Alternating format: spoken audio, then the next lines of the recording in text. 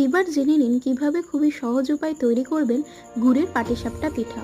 তার জন্য গরম তেলে দিয়েছি 2টো তেজপাতা, 3টে লবঙ্গ, 3টে এলাচ এবং দিয়ে দিলাম নারকেল কোড়া, আর তারপর দিলাম স্বাদমতো চিনি আর দুধ।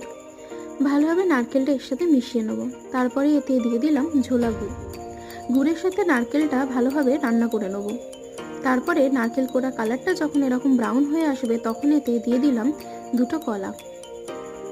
আমাদের কিন্তু নারকেল পুর একদম রেডি হয়ে গেছে। এরপর এখানে নিয়েছি 2 কাপ ময়দা, 1 কাপ চালের গুঁড়ো, অল্প নুন আর উষ্ণ গরম জল।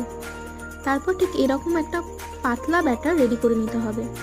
এরপর প্যানে গরম তেলে দিয়ে দিলাম 1 কাপ মতো ব্যাটারটা যখন এরকম রান্না হয়ে আসবে তখন এর ওপর দিয়ে দিলাম সেই নারকেল পুরটা। তারপর খুন্তির সাহায্যে এইভাবে পিঠেটা ভাঁজ করে নিতে হবে। তাহলে এইভাবে খুবই সহজে তৈরি করে ফেলুন পাটিসাপটা পিঠা।